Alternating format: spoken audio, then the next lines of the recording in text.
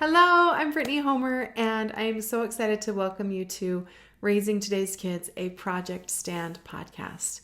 At Project Stand, our mission is to empower parents, youth, and communities to use technology in healthy ways. And this podcast is just another resource that we've created to help fulfill that mission. You can also find other amazing free resources on our website, projectstand.org, like a library of webinars full of a wealth of information. If you've been with Raising Today's Kids since the beginning, you'll notice that a few things have changed with this new season, but the message is still the same. We are here to empower you to lift your kids to reach their potential in this challenging digital world. We believe that because of technology, today's youth have the power to do more good or more harm than any previous generation, and it all depends on where they stand. So we also believe, though, that parents are positioned to be the most important protective factor for their kids. So today I want to talk about 8 things that parents can do to help their kids thrive and be resilient in the face of technology. And I'm sure that you'll find that you're already naturally doing most of these things. Okay, number 1, youth need a sense of identity. Children need to know who they are at their core and that they matter, period. And you start this when you give your child a name. You're giving them an identity of uniqueness, especially with the first name that you choose for them. And then their last name gives them a sense of belonging, like they belong to a family that is part of something bigger. Another thing that we do is we have traditions, family birthdays, Christmas, Memorial Day, whatever it is, whatever you celebrate, the routines and the traditions that you have for those holidays and celebrations. Help your kids feel like they belong. Give them a sense of identity. My husband says that when he was growing up, they often would eat spaghetti for Sunday dinner, and that has shaped his identity or become part of it. Okay, as we teach our kids about their grandparents or great-grandparents or other ancestors, we're also helping them give them a sense of identity and where they came from and what their cultural heritage is. When I learned that I was 3% Irish, I was so excited. St. Patrick's Day took on a whole new meaning for me. I learned how to make Irish soda bread and other traditional Irish foods, and it's become part of our celebrating, and I love it. And I love to claim I'm Irish, even though it's just that cute little 3%.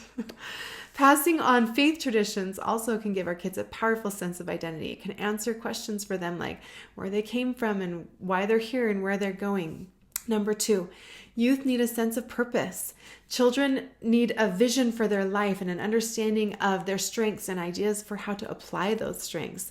So ask your kids what they want to be when they grow up. And when they tell you whatever it is, be excited for them.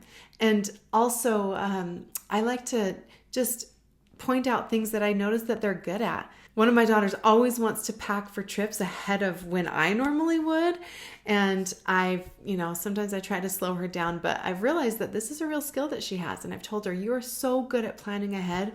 There's so many jobs you could do with that skill. And it will be so useful for you when you're a mom, which she already knows she wants to be. Okay, number 3, healthy communication. Youth need openness with trusted adults and confidence to share and ask questions of them. As we talk with our kids, ask them questions using compassionate curiosity. Listen without prejudging. Spend more time praising than correcting them. And also talk about important things like healthy sexuality. And, we don't want them to feel like they need to go to Google to search for those things because they aren't comfortable asking us about them. Just being a safe resource for any topic, any questions. And as we do that, as we build that open relationship, they're going to be more likely to open up to us about other things, about hard things. Okay, number 4, healthy socialization. Our kids need to learn manners, respect, compassion, how to apologize, forgive, see beyond themselves, and have gratitude. So much of these things are done just by watching us. Right? They learn to walk and talk and eat by watching us, and they also learn other things, manners and respect and those things. We are social creatures. We don't learn in a vacuum, right? And that can feel like a lot of pressure, but the biggest relief I get from that is that they need to learn to say sorry and to forgive, and I'm really good at making mistakes, and so I can give them plenty of opportunities to see me say I'm sorry and to forgive as well. Okay, number 5, boundaries. They need to learn to understand and respect laws and family rules. And along with that, develop the maturity to respectfully advocate for change. Boundaries are so important. And I like to think of it like boundaries should resemble parenting should resemble natural human development. So when a baby is growing in the womb, there's in a healthy pregnancy with a loving mother, they are in an environment that has very strict boundaries, right? But while you're there, it's warm and comfortable and peaceful. And then when the baby's born, it's ready for a less restrictive environment. And just like when our children age, they're ready for more freedom and independence. And we consistently adjust the boundaries that we have for them while also helping them feel warmth and peace and love within that security that we've created for them. Okay, and if our kids are ready for changes that we don't see the need for yet, like maybe in our boundaries or in our family rules, we want them to be able to respectfully advocate for change. That's an important skill to have. So something that's been on my mind lately is the Communications Decency Act, Section 230 of that federal law. It allows online platforms complete immunity from anything posted by a third party, including child sexual abuse materials. So Facebook or Snapchat or whatever can have people upload child sexual abuse videos or any kind of material, and they have no incentive to take it down, even if they know about it. So they have this immunity that's really frustrating and is causing so many problems. That law needs to change. And I believe that it will, as responsible, mature, wise, advocating people will, do what needs to be done to make that change happen. And family rules are the same. This reminds me of a plan my sister and I made when we were younger. We had 2 phones in our home, and they were both attached to the wall. One was in the kitchen and one was in my parents' bedroom. And they both had this long curly cord, and so you could only go so far with it. So you couldn't have privacy. And also, if I was on the phone in the kitchen, someone could go into my parents' room and pick up the phone and listen to the conversation on the other side, right? We all remember this. So my sister and I had this idea that if we wrote a really mature, responsible letter using really big words, then we could convince my mom to let us get a phone in the basement where our bedroom was. And so we spent a lot of time writing this letter, and we pulled out the thesaurus and we found like the craziest words you could think of, which probably made the letter make no sense. But anyway, unfortunately, we didn't get what we wanted because we weren't mature enough to actually finish the letter. But maybe that's fortunate because maybe we really weren't mature enough to have a phone in the basement at that time. So, but the letter was really good, believe me. We used words like vicissitudes and domicile. I mean, those are winners, right? Okay, number 6, our kids need their own commitment to principles that they deem important. They need their own personal values. And of course, we hope that our kids will cling to our values, but it doesn't do much good if they just go through the motions and live the way we want them to when they're not feeling it themselves, right? So eventually they need to decide what they believe is important. And one thing that we can do is help them see the why behind any value that we have. Explain why honesty or integrity or courage is important to you, and then ask them questions to help them articulate their own feelings as well. You might ask them something like, how did you feel when you helped that kid up off the floor when you were playing basketball? You must really value kindness. Or did that feel good when she said thank you? I can tell you appreciate gratitude. Or why do you think it bothered you when the girl in that movie said mean things about her friend behind her back? You must really value loyalty. Another really cool thing is that studies have shown that when people write about their values, it can have really positive long-term effects. There's a book called The Upside of Stress by Kelly McGonigal, and she writes, writing about personal values makes people more powerful, in control, proud, and strong. It also makes them feel more loving, connected, and empathetic toward others. It increases pain tolerance, enhances self-control, and reduces unhelpful ruminations after a stressful experience. In the long term, writing about values has been shown to boost GPAs, reduce doctor visits, improve mental health, help people persevere in the face of discrimination, and reduce self-handicapping. Wow. Right? So encourage your kids to journal about their values. Okay, number 7, goals. Our kids need a desire and tools for working toward their purpose and eliminating distractions. I love goals so much. My family and I got really serious about writing goals back in 2020 and holding each other accountable to the goals that we set, and the results have been incredible. So here are a few things I love about goals. They give us a sense of direction. If we want to go hiking, we need to know where we want to end up in order to know which trail to take to get there, right? Goals help us identify our potential and make plans to work toward it. They give us a clear focus for making decisions along the way and eliminating distractions and things that we need to filter out that wouldn't get us to where we want to go. They give us a sense of control as we work towards specific things that we're trying to accomplish. And I love feeling control, so that's a win.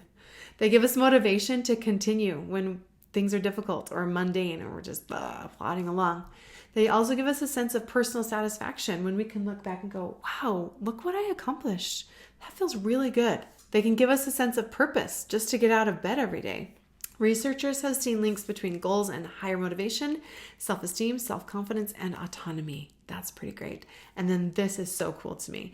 They've actually seen that goal setting literally changes the structure of the brain. So they found that the amygdala, that fight or flight part of your brain, can tag team with the prefrontal cortex, that logical and strategic and problem-solving part of the brain. They tag team together to help us stay focused and make progress. That's pretty awesome, huh? Okay, so help your kids set goals. And last, number 8, self-awareness. Our kids need to recognize their physiological responses to their thoughts. They need to develop healthy coping mechanisms, healthy habits, the ability to delay gratification. All those things come from self-awareness, and all of those things lead to emotional resilience. So here's a few things you can do to develop that. When your kids feel an intense emotion, ask them if they can identify where they are feeling it in their bodies. Maybe their chest feels tight, or there's like a stabbing in their forehead, or their legs are shaky, or they feel sick to their stomach or something like that. If they can identify where they're feeling it, it kind of helps them look at it objectively and kind of step back from it a little bit, and invites their prefrontal cortex to participate in the process. We can also invite them to try out different thoughts and see if those different thoughts make them feel different, and they can choose a thought that gives them a feeling they want to have.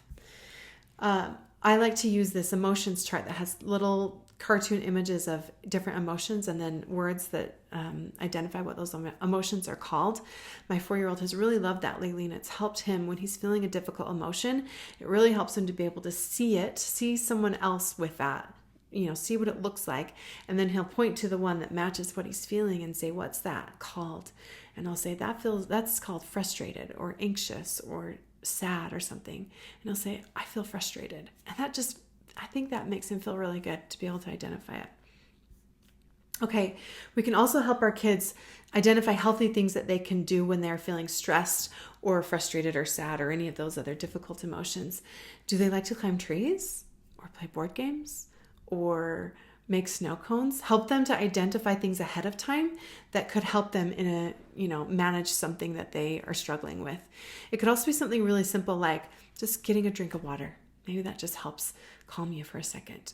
Or going outside and just like taking a few breaths of fresh air, or walking one lap around the house. It could be really simple things that could be the coping mechanism that could make a difference for our kids, instead of turning to a phone or something else that's not healthy for them. We can also encourage them to be self-aware and grounded by taking an inventory of their 5 senses. What are they seeing, tasting, touching, hearing, smelling? And being able to identify those things and what our body is experiencing can ground them. Okay, we can also do things like make a game out of developing patience, like the marshmallow experiment. There's that experiment where you put a marshmallow in front of a child and say, you can eat this marshmallow, or if you can wait 15 minutes, I will give you 2 marshmallows. And I've tried a version of that with, I think, all of my kids, and it's been kind of fun. And even when whether or not they can wait all the way for that second marshmallow, we have been able to talk about it and identify things that we struggle for patience with and stuff, and that helps them to improve that skill. Okay, that's it. That's 8. So helping our kids understand and develop their identity, purpose, healthy communication, healthy socialization, boundaries, personal values, goals, and self-awareness can give them resilience to flourish in the face of all the benefits and risks of technology. Youth who develop these elements of human wholeness, that's really what they are, can become resilient to pornography and sextortion and mental health problems related to social media and cyberbullying. It may not be a fix-all, and there may still need to be therapy and other interventions. And there may be, we need to limit screen time or delay access to technology. There's other things, other elements that go into this. But these are elements of human wholeness that give kids the character to be able to be resilient to so many problems that they might face online. I hope more than anything, you see that you are uniquely qualified to facilitate the development of all of these elements of human wholeness, and that you can do it.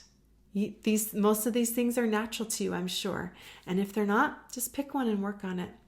I know that humans are a work in progress. There are things that in this list that I haven't quite figured out yet. I'm still working, and sometimes I'm strong in one area and then I'm weak and then I'm weak in that area, in the next month or a year or whatever. And so it's a continual work in progress for ourselves and for our kids. I hope this information was helpful for you. If it was, please like, comment, share, subscribe. We want to help this information get to other parents who might need it. There's a lot of struggles, and we're in this together, right? Thank you so much for joining me today, and have an awesome day.